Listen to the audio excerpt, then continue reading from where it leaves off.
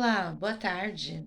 Sou a professora Nilda e vou trabalhar nesta aula teoria sociológica do Emílio Durkheim e dando ênfase a dois conceitos em especial: o conceito de consciência coletiva e o conceito de fato social. Antes de eu falar sobre esses dois conceitos, eu gostaria muito que vocês dessem uma observada nessas imagens que estão na TV que eu coloquei, né, que eu fiz no Jamboard. Essas imagens elas mostram aí um pedaço de carne, né, de picanha assada sendo fatiada e uma criança consumindo carne, né? Ela tá lá aprendendo, tá mastigando, ela nem dentição ela tem, mas ela tá lá mordendo um pedacinho de carne. Então aí a questão é, em cima dessas imagens aí que a gente usou o meu Jamboard, eu gostaria que vocês pensassem a seguinte situação problema, né, que eu coloco aqui, né, para que a gente possa desenvolver essa aula. Em que medida esses elementos teóricos que estão presentes na teoria do Emílio Durkheim aí, como a consciência coletiva, o fato social, ou o fato social, né, ou ambos, interferem no cotidiano das pessoas? Como a gente está mostrando a foto do pedaço de carne e de uma criança se alimentando, então a pergunta é em que medida, né, interfere na questão da alimentação? Uma vez que nós sabemos que a alimentação ela é biológica, você sente fome, o corpo da gente ele precisa, né, de alimentos para que ele possa produzir energia, sobreviver e assim a gente completar o nosso ciclo, né? E aí a questão é como que isso é. Será que a nossa alimentação ela é construída socialmente? Ou a gente já nasce aprendendo que nós temos, a gente já nasce e já aprende que tem que comer esse, né, principalmente a carne bovina, né? Então por isso que eu coloco, né, a carne bovina é o alimento e um desses alimentos como sendo a carne bovina para guiar aí no caso a nossa aula de hoje, para a gente pensar então.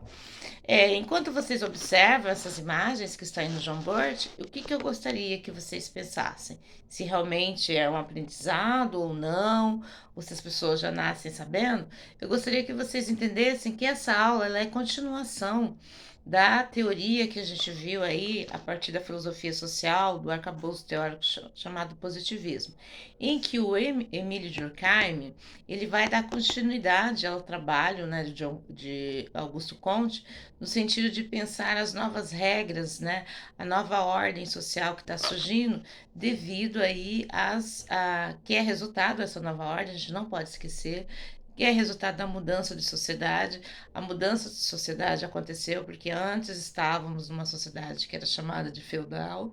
Essa sociedade feudal passou por diversas mudanças, mudanças essas causadas por várias revoluções que a gente chama aí dentro do contexto histórico de revoluções liberais, né? Porque elas foram empreendidas aí pelo grupo social chamado burguesia, né? Que depois vai se chamar também industrial capitalista. Quando esse grupo assume que eles vão mudando todas as instâncias, seja da educação, seja do Estado, né? A política, econômica, principalmente econômico, e assim que eles conseguem tirar, abolir os direitos feudais, precisa se colocar aí umas novas regras sociais. E é a partir dessa proposta de uma criação de novas regras que vem-se à tona a criação de uma nova ciência. E o Comte, como Saint-Simon, outros autores já estavam pensando, fazendo grupos de estudos e pensando como criar essas novas regras. E o Durkheim, claro, ele é um desses teóricos, né, que vai criar, né, que vai estudar essa nova ordem social, essas mudanças que estavam acontecendo, né, principalmente a partir da sociedade aí, a partir da experiência francesa, né, porque é o lugar de origem dele, onde ele residia. E era onde ele estava envolvido aí com as temáticas, né, que envolvia o social, o econômico e o político. Tanto que ele foi professor.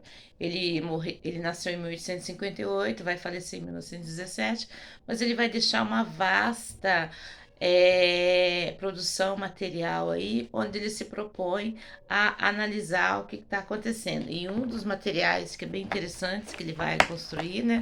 A gente tem aqui, ó, esse livro da editora Ática, que mostra bem interessante, que ele coloca um pouquinho como é que é elaborada essa sociologia aí de Durkheim, trabalha todo um esquema teórico, né, para que a gente possa entender aí os conceitos, né, como é que ele vai analisar a sociedade aí como um complexo, né,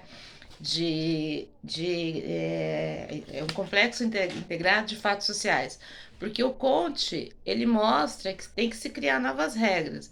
Ele mostra que a sociedade passa por 3 estágios, né? Que é o teológico, o metafísico e o positivo. Mas ele não fala necessariamente como que esses elementos são reorganizados. E dentro da sociedade, ele só fala que os seres humanos eles produzirem, aí, eles acumularam determinados conhecimentos que vão organizar essa vida social. E agora, nessa mudança que nós estávamos tendo, entrando nessa sociedade industrial, vem essa nova preocupação em restabelecer um ordenamento, uma ordem, né? Até porque as revoluções, elas causaram aí um verdadeiro caos na sociedade, né? Então, muito bem. Então, a nossa pergunta é: em que medida essa teoria, como a consciência coletiva, o fato social, interfere, né, no cotidiano das pessoas? E a gente vai usar como base a alimentação, por isso que vocês viram aí, né? Por isso que eu mostrei para vocês a fotinha da criança se alimentando de carne, do pedaço de picanha. Então, a pergunta é: todos nós comemos carne? Não, não todos nós não comemos carne. Se vocês forem observar no Jean Bourdieu, vocês vão observar aí, né, que há países que não consomem carne. Então, por exemplo, vamos pegar aí a Índia. Aí eu tô até colocando aqui a foto aqui atrás para vocês, né, da vaca, né, de um bovino. Ela é uma vaca, ela tá toda produzida porque ela é um animal sagrado. Então, dentro da religião aí dos hindus, quem segue o hinduísmo não consome carnes de animais bovinos. Tanto que junto aí eu até trago uma reportagem de uma situação que foi falado em 2015, de um grupo, de uma família que estava consumindo, e essa família acabou sendo prejudicada, cujo chefe da casa, né, o chefe da família foi assassinado, foi linchado, né, e o filho também quase foi linchado. Eles só não mataram porque a polícia chegou, interferiu e impediu, né, que a população terminasse aí, né, fizesse a justiça, porque onde já se viu, né, a acusação de estar comendo carne bovina, e depois eles descobriram que não, que no freezer deles tinham carne e era cordeiro, né? Mas muito bem, olha que interessante, quando a gente traz essa situação que aconteceu na Índia e que a gente faz essa relação aqui com o consumo de carne por essa criança, né, como a gente pode ver aí, né? Olha que interessante, a gente pode apontar aí que a ideia de consumir carne, gente, ela é fruto dessa consciência coletiva no Ocidente. Então, para nós é muito comum a gente consumir carne. Mas, para os indianos, eles até consomem carne, mas não do boi, não carne bovina. Eles vão consumir outros tipos de carne, exceto a bovina, porque a vaca, que é a principal, né, que vai parir aí, né, o bezerro, então, ela é sagrada. Então, todos os animais que envolvem os bovinos são sagrados. Aqui no Ocidente, não. Consumir carne bovina é a coisa mais natural da face da Terra. Então, quando a gente pega dentro dessa questão do pensamento comum que envolve a consciência coletiva, a gente percebe que é um sentimento comum aqui do ocidental consumir a carne bovina. Não há nenhum problema para isso. No entanto, quando você vai até a Índia, você vê que não, que na ideia comum, os sentimentos comuns lá, a consciência coletiva, que é fruto, né, da tradição do sistema de crença, diz para eles que a carne bovina não pode ser consumida, porque ela é sagrada. Então coloca-se uma regra e ao mesmo tempo se transforma em lei.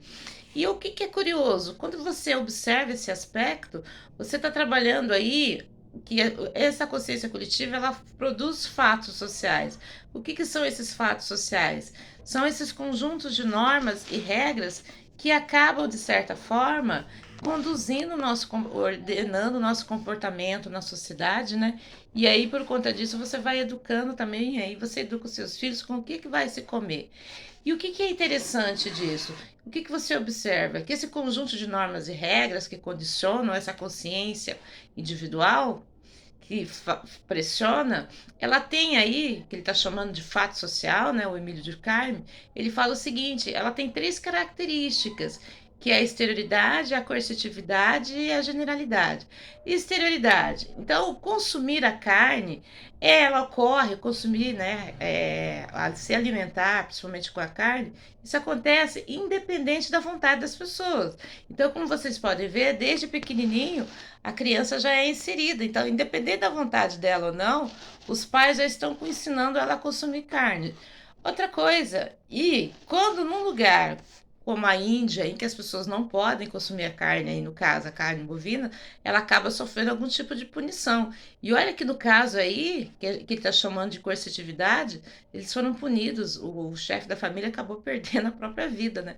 Só para vocês entenderem. E na nossa sociedade, os médicos aconselham você dar proteína animal para a criança para que ela não tenha problemas com subnutrição. E se você não fizer isso, se a criança ficar doente, você pode ser penalizado, pode receber visita do conselho tutelar, perder a guarda da criança. E olha que interessante. Então, dentro do conjunto social, quando a gente olha, há uma certa generalidade aí. Está muito presente essa questão de se consumir a carne, né? A carne, o consumo da carne, ela faz presente. Então, fechando aí, em que medida que a gente observa que a consciência coletiva, ela interfere sim, porque ela vai construir no ordenamento e a gente acaba, né, consumindo a carne, ela se transforma num fato importante para a nossa alimentação. E com isso eu fecho a aula e na próxima aula a gente vai falar um pouquinho dessa construção dentro aí do que a gente está chamando da solidariedade, tá? Obrigada, até a próxima aula, gente.